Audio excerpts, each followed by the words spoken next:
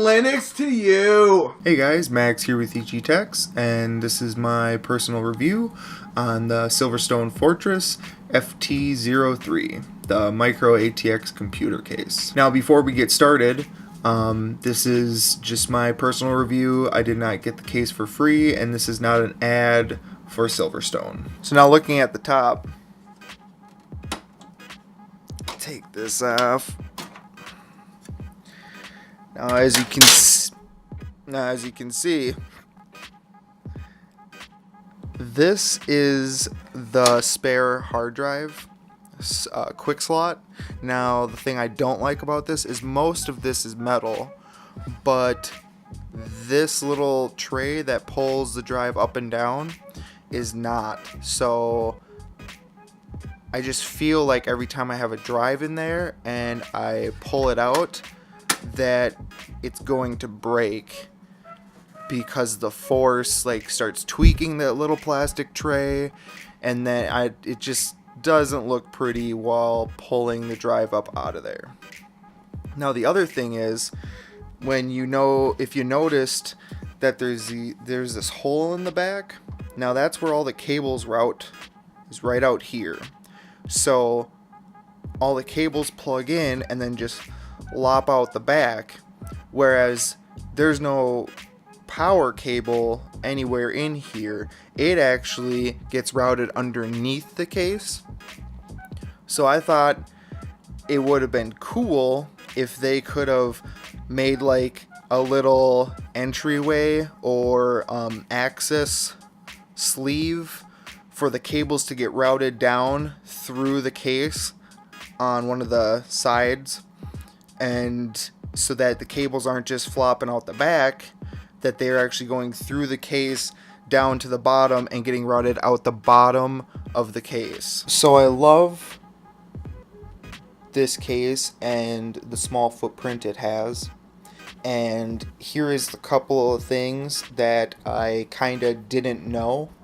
Now, first off, I didn't know that this was only half screened, that little plastic plate, and it's only half open. It looks like there's holes going all the way across it, but a third of it is actually only pressed in dimples, and the other 2/3 are holes. Now if I take it off,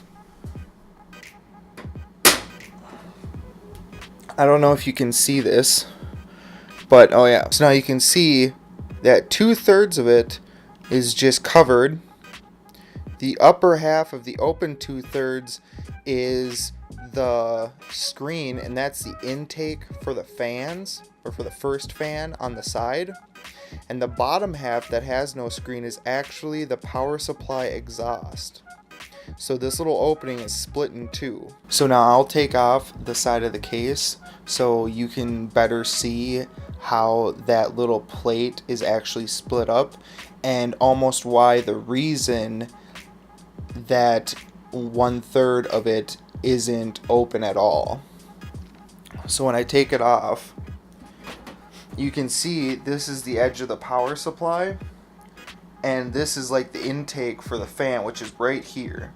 So this little area actually is where this bottom fan that sucks air from the bottom of the case is actually blowing up into the rest of the case. So they are actually blocking that from coming out this area right here, and it's almost deflecting and going in with the rest of the airflow up into this fan, which then goes up and blows against the CPU and also gets brought up out of the case through this fan right here. Now if you look at the upper left hand side of the case, you can see almost like a little bracket, like a 3-position bracket.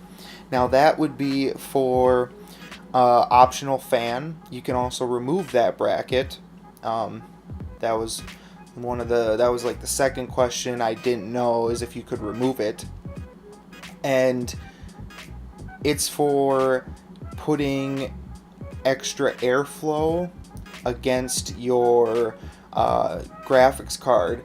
Now this case can actually fit a full-on graphics card in it, and where it sits right in here, so it can actually fit all the way down, and the only thing that would be obstructing it would be this little angular fan shroud down here. Now say that you had a longer graphics card that was actually touching this angular shroud down here, then you could actually remove that angular shroud, and there's spots to lay two 80mm fans on the base of the, or on the floor of the case, so you can still get the airflow, but there'll be two smaller fans rather than one big 120mm fan. Now the third thing that I sort of knew, and that I think is really great about this case, is that it can fit a full-size power supply. You're not using an SFX power supply or one of the smaller ones. It can actually hold a full ATX power supply. Now, along with what I said before, the cords that will be coming out the top of the case and plugging into the motherboard and everything will then be routed out the back of the case, out the top. Now the power cord comes into the bottom of the case, right into this little box here.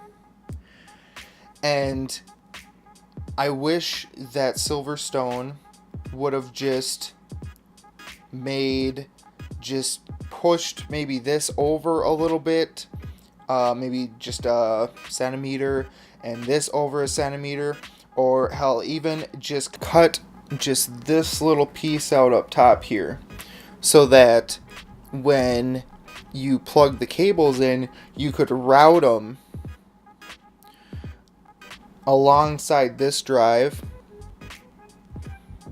and down past your SSD, and then out through the bottom right next to the power cable and out the bottom back of your case. Like before, when I was talking about the quick swap or the hot swap drive bay, now everything, all the main like sturdy pieces of this are metal in this. Even the door is metal, except this little switch, which isn't that bad. Even this little circular piece that raises and closes is metal. But now what's not metal is this little tray right here. Now that little tray is all plastic, and when you get a drive in there, the drive is a lot of weight for it, and the way that this pulls up, this little door pulls up on this little tray, it actually like pulls it forward against the drive and then up. Now for example, I'll show you what I mean. Now putting it in is fine, slides right in. Now it's all the weight is resting right on the bottom of this little sleeve right here.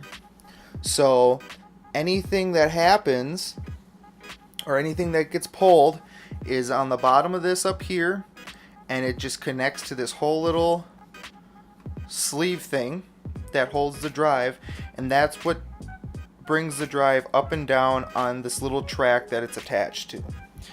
Now you just let it drop it down, you just push the top down, and the drive's seated and it is mounted into your case.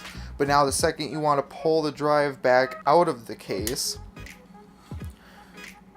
see, now I gotta really work it and just wiggle it a little bit so it doesn't tweak too much and get caught and start warping or breaking. Now I think it really could have been avoided if this was just metal. Now other small little touches I like about this case, besides again the small footprint, is that, I don't know if you can see it on camera, but they added little soft little pads right here and one on the other side. And now what those do is those stop vibration from happening when the sides are on the case and everything's up and running and there might be some drive movement. Now this is on the case throughout it, wherever there might be two pieces of metal that might be touching that don't have a significant gap between them.